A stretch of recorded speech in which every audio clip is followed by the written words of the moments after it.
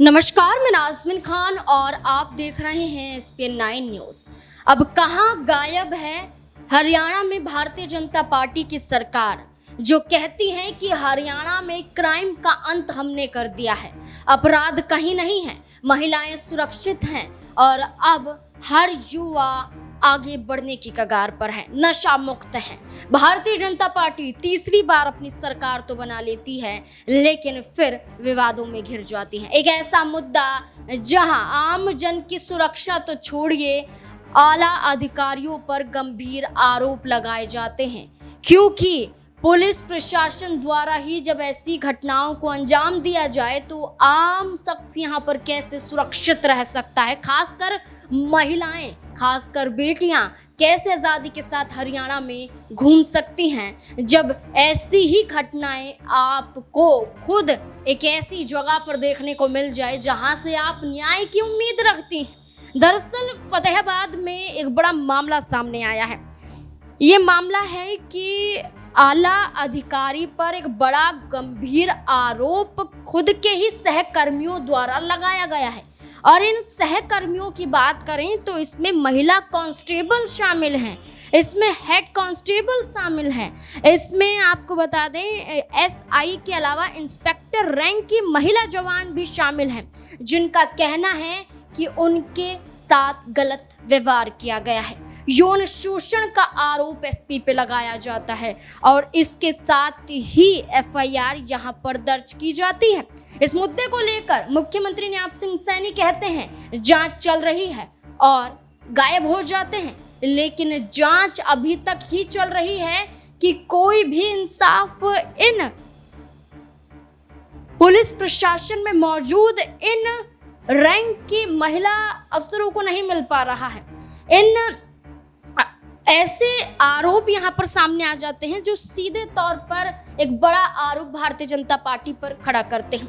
इसको लेकर विनेश फोगाट भी कई बड़े बयान जारी करते हुए नजर आ रही, क्या कुछ कह रही हैं, देखिए जरा। लेकिन हरियाणा में भी एक एसपी के ऊपर 6-7 महिलाओं ने लेटर लिख के मुख्यमंत्री जी को बोला है कि हमारे साथ में गलत हुआ है, और मैं दावे के साथ कह सकती हूँ कि आने वाले टाइम में उन लड़कियों से ये बयान लिखवाया जाएगा या उनसे बुलवाया जाएगा कि ये हमने नहीं किया है। उनको दबाने की हर पुरजोर कोशिश की जाएगी और हमें पता है कैसे दबाया जाता है, क्योंकि हमने वो पीड़ा से हम गुजरे हैं, उस दर्द से हम गुजरे हैं, उस लड़ाई से हम 2 साल से गुजर रहे हैं। कैसे दबाया जाता है और कैसे दबाया जाता है उसका पूरा अंदाजा हमें है।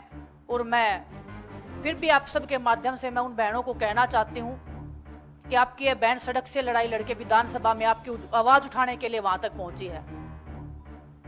अगर आपको ये लगता है कि कोई आप पे दबाव दे रहा है, कोई आपको डराने की कोशिश की जा रही है, या कोई आपको बोल रहा है कि आप ये चीजें लिख दो, ये सब गलत है, तो मैं आपको विश्वास के साथ में कह सकती हूँ आपको एक फोन कॉल की जरूरत है। बस आप एक फोन कॉल लगाएंगे, हम आपकी लड़ाई आप बोलोगे हमें सड़क पे बैठ के लड़ाई लड़नी है, वो लड़ाई हम लड़ेंगे। आप बोलोगे कि हमारी आवाज को पुरजोर तरीके से उठाए, हम उस लड़ाई को अंत तक लेके जाएंगे।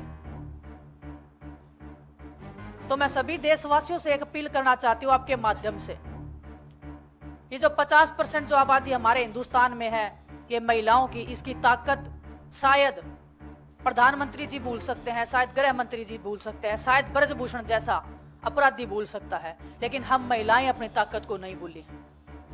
हम लड़ेंगे। रोशनी जायसवाल हो, चाहे खिलाड़ी हो, चाहे जो हरियाणा की जो बेटियां हैं, संदीप सिंह का केस आपको पता है। आज भी वो बेटी को दबाने के लिए, उनको मरवाने का भी प्रयास किया गया था पूर्व में। उनकी आवाज उठाने के लिए मैं पूरे समाज को कहना चाहती हूँ कि हमें इस बेटी को, रोशनी जायसवाल को न्याय दिलाने के लिए साथ में खड़ा होना पड़ेगा। हर एक बेटी को न्याय दिलवाने के लिए। और सिर्फ ये आवाज उठाने की बात ये नहीं है कि हम 1 महीना आवाज उठा के चुप हो जाए, उस लड़ाई को अंत तक लेके जाने के लिए हमें साथ में मिलकर लड़ाई लड़नी पड़ेगी। आप सबको साथ में खड़ा होना पड़ेगा। हम साथ में खड़े हैं और पूरा देश इस अन्याय को देख रहा है, भाजपा सरकार की नीतियों को देख रहा है, महिलाओं के प्रति इनके संस्कारों को देख रहा है। लेकिन लड़ाई अभी जारी है, लड़ाई जारी रहेगी। हम लड़ते रहेंगे जब तक रोशनी जायसवाल को इंसाफ नहीं मिल जाता है।